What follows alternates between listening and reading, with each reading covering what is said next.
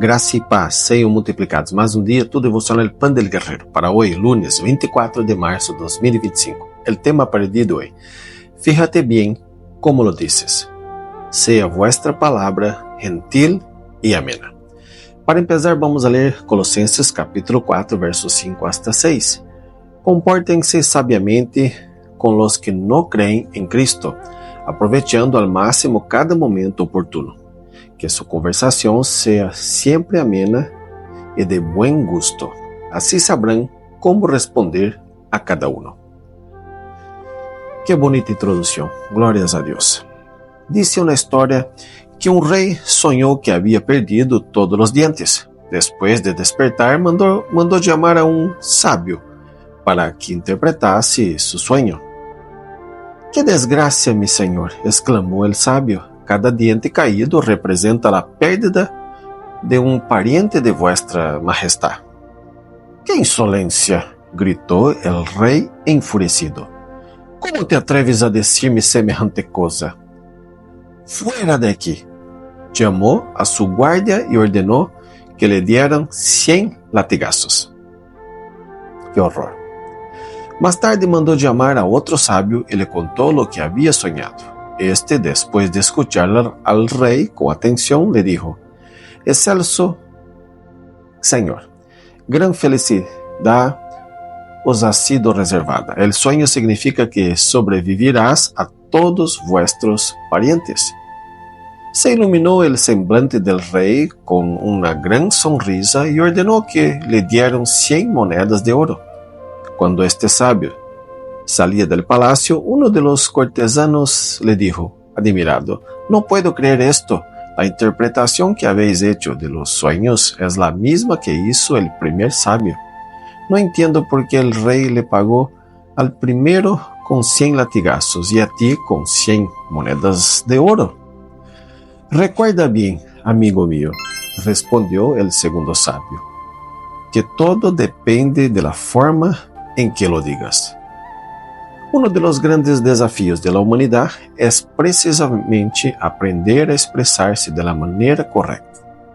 De esto depende muchas veces la felicidad o la desgracia, la paz o la guerra. Ciertamente la verdad debe ser dicha en cualquier situación, de esto no cabe duda, mas la forma en que es comunicada es lo que provoca, en algunos casos, grandes problemas. La verdad puede compararse con una piedra preciosa. Si la lanzamos contra el rostro de alguien, puede herir, pero si la envolvemos en un delicado embalaje y la ofrecemos con ternura, ciertamente será aceptada con agrado. En el pasaje de hoy, el apóstol Pablo da este sabio consejo a los cristianos de la iglesia en Colosos. Sean vuestra palabra siempre con gracia, sazonada con sal, para que sepáis cómo debéis responder a cada uno.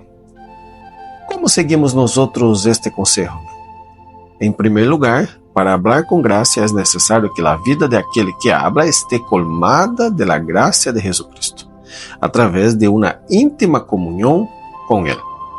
De esta manera, cuando hablamos, reflejamos el mismo carácter que manifestó Jesús al contestarle a los escribas y fariseos que le trajeron a la mujer que había sido sorprendida en adulterio.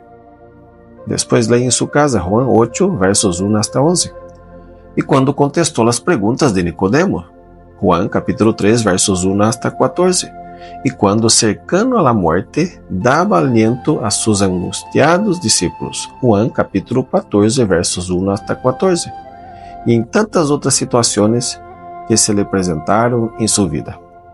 Como creyentes en Cristo Jesús, debemos siempre tratar de mantener este principio, según cuáles fueron las circunstancias en las que hablemos. Es muy fácil actuar y hablar como verdaderos santos dentro de la iglesia, pero es en la vida cotidiana donde se revela nuestra verdadera identidad cristiana.